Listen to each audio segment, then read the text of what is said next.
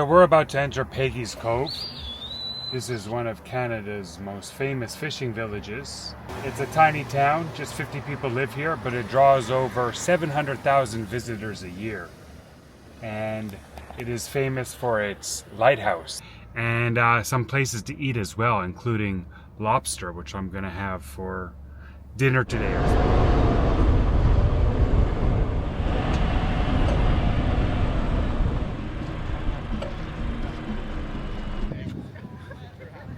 And there she is.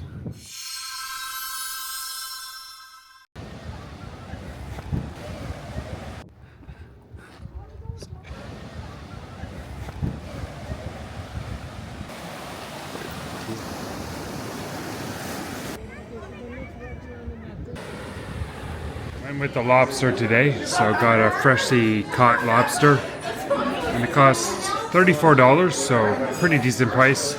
Comes with a side of potatoes and coleslaw, as well as a roll. I might get another beer. And it comes with some handy instructions of how to actually break apart the lobster to eat. So.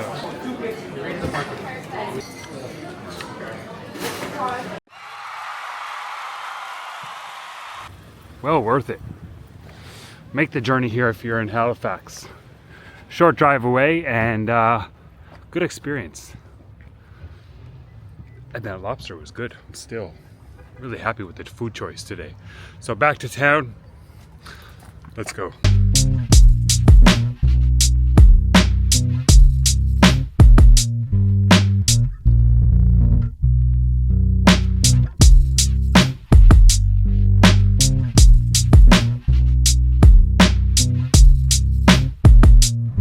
This is a cool little street right here.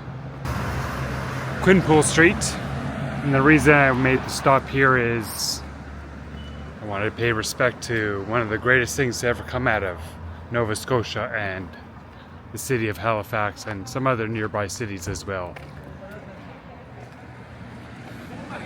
We got a mural to Jim Leahy from the Trailer Park Boys. So we're right near the harbor and we're at the Halifax Seaport, which contains the Port Authority, a pier area which has like offices and storefronts. Why I came here today was the Canadian Museum of Immigration. Fellow traveler like myself. Pier. Here's the entrance here. And you gotta pay an admission fee of $19. They would talk about some of the food the different immigrants brought to Canada. So pierogies by my people, the Polish Ukrainians, nice. The California roll was invented in Vancouver, apparently, not California, by a Japanese guy living in Vancouver. Hidetsu Tojo. Interesting. Now you know. And we have the Jamaican beef patty. I've heard good things about these, and I will give one of these a try in Toronto. That's my plan for Toronto. We have bannock, which is like kind of a bread brought to Canada by Scottish settlers, but it was adopted by the natives. And the Montreal bagels. Nice. I'm going to have some of these tasty bagels when I'm in Montreal in about a week from now. So,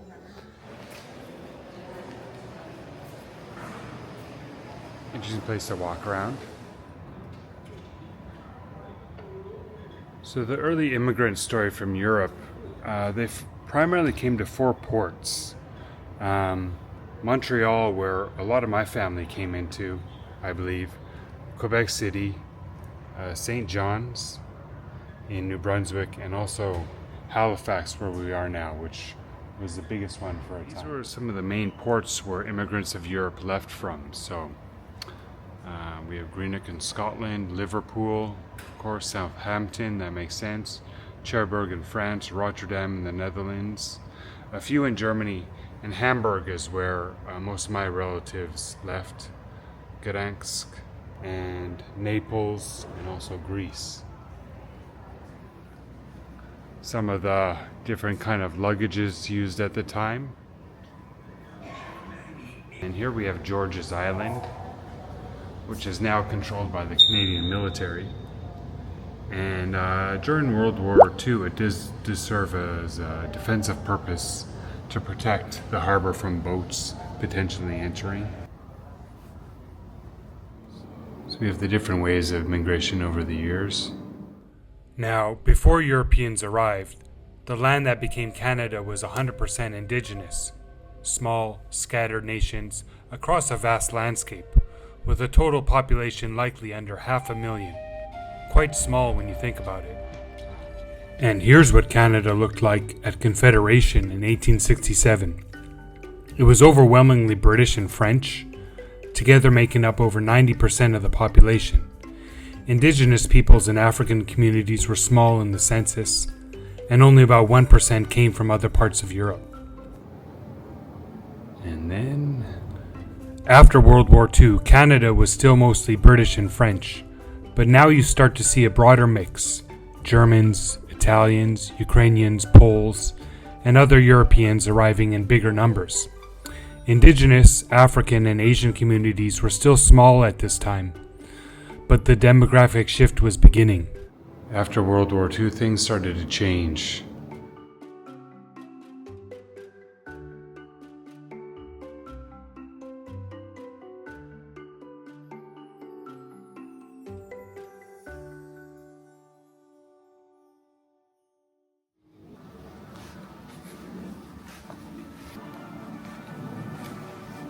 I'm going to take a citizenship exam.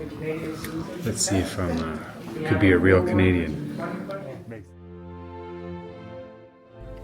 Who is Canada's head of state? A. The Prime Minister. B. The Governor General. C. The King. D. The Chief Justice of Canada. The King is at the top, and that power is deeper than most people realize. Deep enough that every law, every court, every election, and every soldier in Canada traces its authority back to the Crown. It's not ceremonial, it's structural. Makes sense, yeah. Thank you, man. Have a nice day. Yeah. Alright, I passed that. 15 out of 20. 75%, so... I could stay in Canada, thank God. Very good museum. I'm glad I made it here before I departed Halifax this morning. It was a good stop.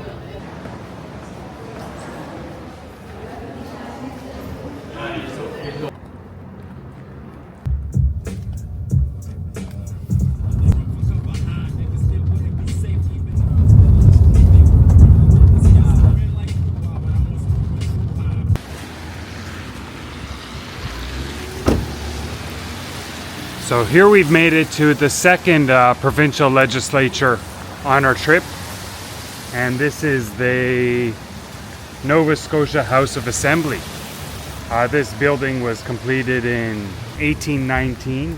And so far, in terms of the legislatures I've visited, I gotta give St. John's with the #1 spot, but this is #2. But pretty. What do you think so far? What is your favorite provincial legislature? Here in Halifax, or the more grand scale one in St. John's? Time to depart. So next up on the road trip, we're headed to the province of New Brunswick. So I'm going to say goodbye to Nova Scotia, which was fantastic. What a province. What a great province. Newfoundland and then Nova Scotia, and now today New Brunswick. And when I get to New Brunswick, after I cross the border, I'm going to head to a place called the Hopewell Rocks in the Bay of Fundy. So we're going to explore a really interesting area of natural beauty once again in Canada. And let's get in my chariot and continue the mission ahead.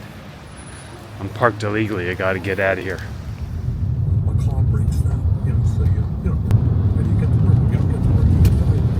But there's a lot of money involved in that too, Bernie. That's part of the problem. There's a lot of money involved in this whole climate change emergency issue, and there's a lot of control, and that's a big part of this problem. Not only that.